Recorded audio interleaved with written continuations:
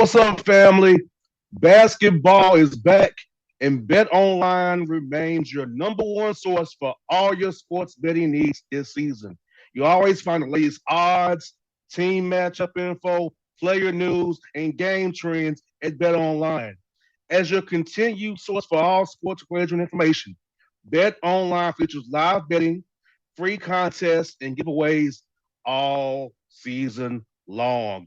Always the fastest and easiest way to bet all your favorite sports and events, whether it's that's the NFL, the NBA, NHL, MMA, tennis, boxing, or even golf. Head to betonline.ag to join and receive your 50% welcome bonus with your first deposit. Make sure to use the promo code BELIEVE, that's BLEAV, to receive your rewards. Bet online where the game starts. Bet online is the proud sponsor of the Bossman Show.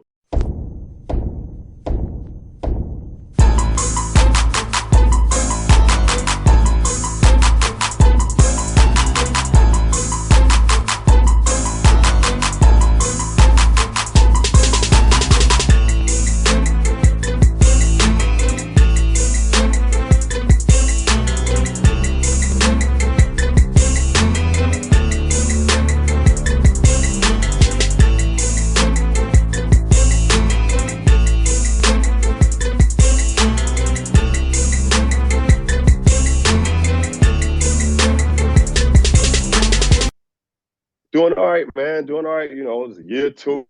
So, we started off last year with the seven freshmen and the one kid from Montreal who was his first year of college. And now those guys are sophomores. We lost two guys left, but we got a good core back. We had Andre Snoddy, who was rookie of the week 6 times last year. He should have been rookie of the year. He's back.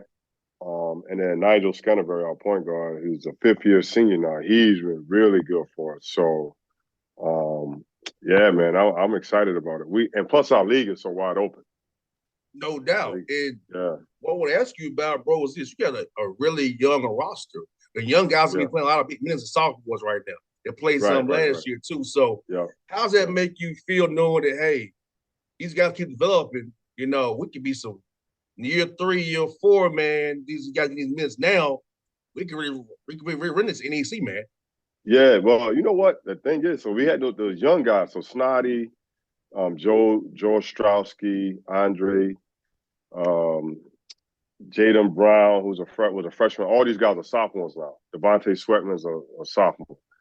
But we brought in 3 transfers. We brought a JUCO transfer in who was a division played at New Orleans, went to junior college in Arizona, was a JUCO All-American. So he's a veteran. He's 21 years old. He's a veteran. We got in Kellen Amos, who was at Binghamton. He's from Houston, Texas, was at Binghamton for 2 years. He's a junior, so he's older. So we got those 2 guys, and we got a kid who was a freshman last year at Quinnipiac, who's a sophomore for us now, Brody Limerick. So we got along with our young guys, we got a good mix of 3 veteran transfers that help us out a lot. So, and again, I said this before, our league is so open. So Bryant won the league last year. Bryant left and went to the American East. Mount St. Mary's left and went to the MAC conference. So the league is open. LIU is really, really good. And then they got a new coach like late June. So Rod Strickland came in. So obviously Strick's trying to get up to speed with his team. He's got some, 3 of his leading scorers left, put their name in the portal with the coaching change. So they're going to be a new group, a new system. FDU fired the coach there, Greg Arenda. They brought in a really good coach from Division II. He was a really good coach at Division II. He brought his top 3 players from his Division II team in. So I think they're going to be one of the surprise teams because they press and they trap the whole game. So they play kind of different. But other than that, our league is just, in my opinion, there's no clear-cut favorite. Merrimack is really good. They play zone. They're hard to play. They're one of the top defensive teams in the league, as well as the country. But they still can't go to the NCAA tournament because they came in from D2 4 years ago. So they got one more year. So with that said, it's going to be it's 6 teams that are going to be competing, 7 teams including us that will be competing for the NCAA tournament bid. So I think it's open. It's open.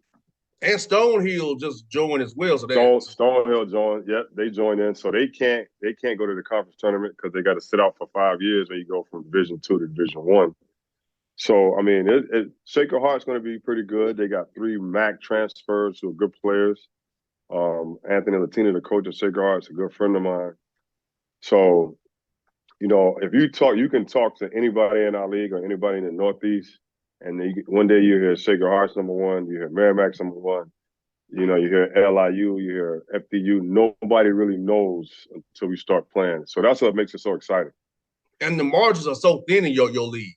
Right. It's really just possessions that separates top to bottom.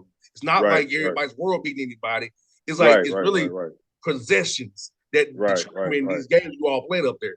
No, quite like so. Last year, Bryant and Wagner were the clear 2 best teams. They were really good, and everybody else was like it was possession basketball. This year, it's going to be the whole league. It's probably going to be possession basketball. God, you got them. We talk about decision making and shooting with our guys all the time. We got to make good decisions in transition. We got to make good decisions with the ball and half court. We can't turn the ball over. Little things like that, because in our league, it's going to come down to, like you said, like you getting down to the last minute of the game and who makes the best decisions, who keeps possession of the ball, who makes, he makes some shots at the end. And especially those special plays, out of bounds, ATOs, free throw plays, free throw defense. Those small details that guys don't sometimes pay attention to. What determines you all's games every night. That's the guys you got to understand. Those special teams plays per se determine wins and losses. Right, exactly. And then, going back to how you said it earlier, like older guys, when you got older guys and in February, everybody knows your plays.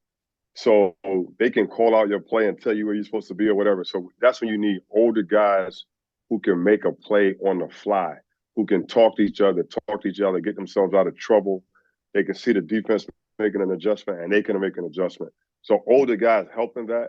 And the good thing with us is we had 5 weeks in the summer to work on it. We got a good group of older guys that came in, along with, the freshmen that are now sophomores. So it gives us, a little familiarity. Everybody knows each other. Everybody knows we talk basketball all the time. We watch a lot of film. So it's going to help in that regard as far as making adjustments on the fly and not being so robotic. As like freshmen, they just the coach tells you to go to point A to point B, and they do it. Now with the older guys, they can make a read and say, hey, I can't get to point B, right? So I got to go to point C, and everybody else can pick up on it. So that's a big, important part of what we're trying to do this year. No doubt. And for you, Pat, man, let me ask this, brother, like right now, I know you got a game November 7th, a month from now. How much is it still skill development work versus schematics right now? Or just trying to play everything in? How is this next month going to be for you as you ramp up to that first game in November? Yeah, that's a good question. One thing about like now, when I played, we didn't have summer. You didn't have a practice in the summertime. You just worked on your own. So we had those 5 weeks in July to August. They went home for 2 weeks. They got to school late August. We gave them a week to get acclimated to school, and then we started again, workouts again. So during those, we have 4 hours a week during the preseason. So we were able to get a lot of stuff in and do skill development. We want to keep working on our shooting, our ball handling. So we do that every day. And then, when we started official practice, you go to 20 hours a week. So you want to get some time, and we say this to the team all the time. You might go through a whole practice and you get 12 shots in practice. Like a game, somebody shooting 12 times in a game, that's a pretty good number of shots. But in order to shoot a high percentage of those 12 shots, you're going to have to take 1,000 shots. So along with our practice, we get in a good 30 minutes of skill development, and we get all of our stuff in the rest of practice.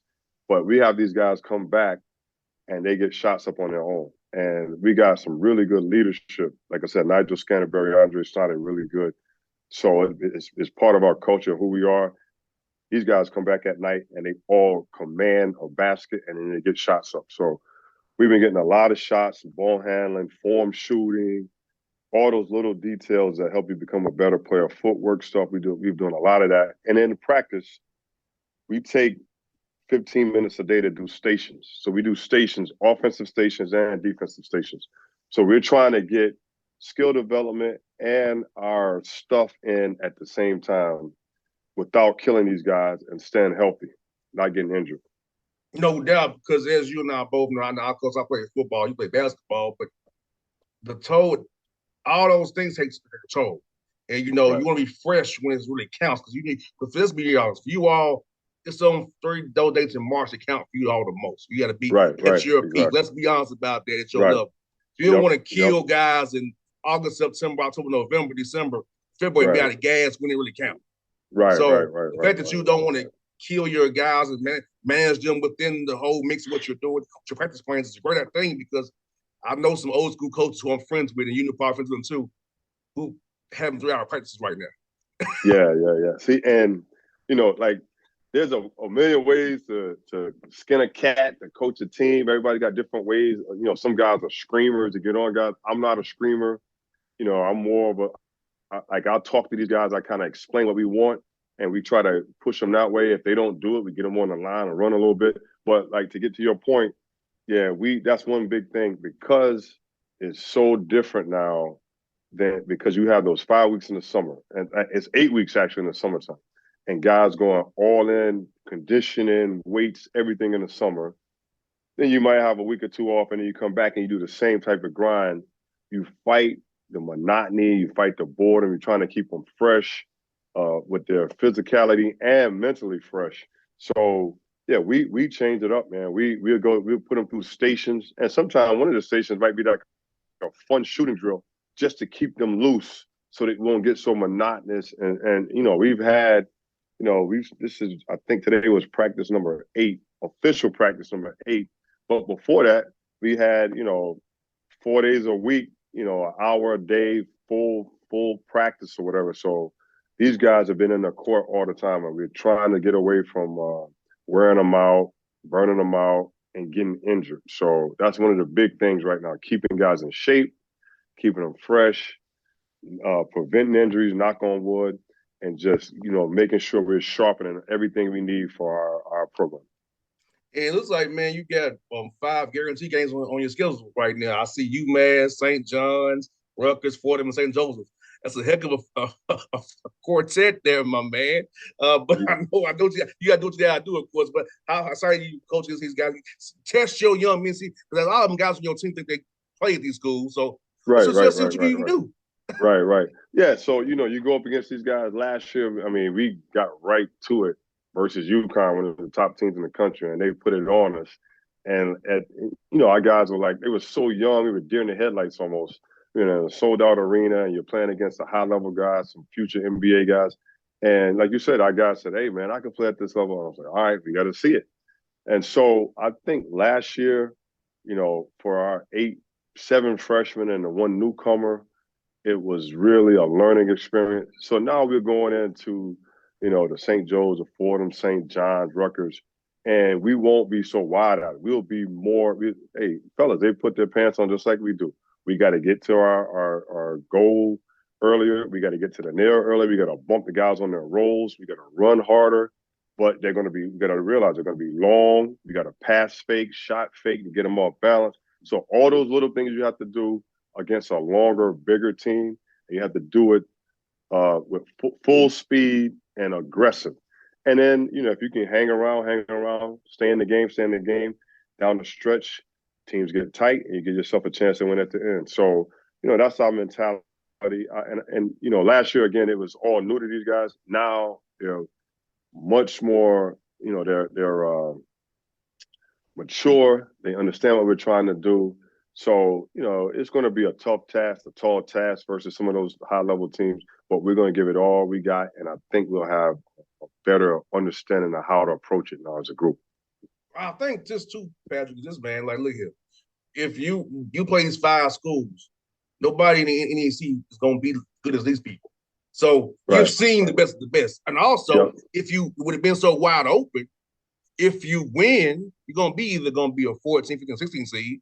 Right, so you'll right. That at this anyway. So you've played it five times already. So you're used to the body type, the speed, the movements, the rhythm of it. So I feel like it's a great preparation if you make it to the tournament in March. Right. We when I was here as an assistant, we played the Providence, we played LaSalle, we played UConn, we played some big schools, and we beat Providence at Providence. And that year we went on to win 25 games, and we get to the NCAA tournament. We were a 15 seed that year. We play Iowa State in the first round, and we're down 17 at halftime. And like we get in the locker room and you can look at our guys and they knew the mistakes we made. We knew what we had to do. We knew we had to run harder. We had to pass fake, we had to shot fake, keep them off balance. And we fought the second half, we fought all the way back, tied the game with the ball with 4 minutes to go. And the whole arena is going nuts for us with a chance to upset the number 2 seed in the country, the number 2 seed in the NCAA tournament. And we came up short. They made a couple plays down the stretch. But, it was exactly the way you write it out. You want to get it close, you want to keep it close, and you want to give a chance to self to win at the end of the game. And that's what we did. So, and again, playing the Providence of the world or playing the UConns of the world back in the early season, non-conference, prepared us for that NCAA tournament run.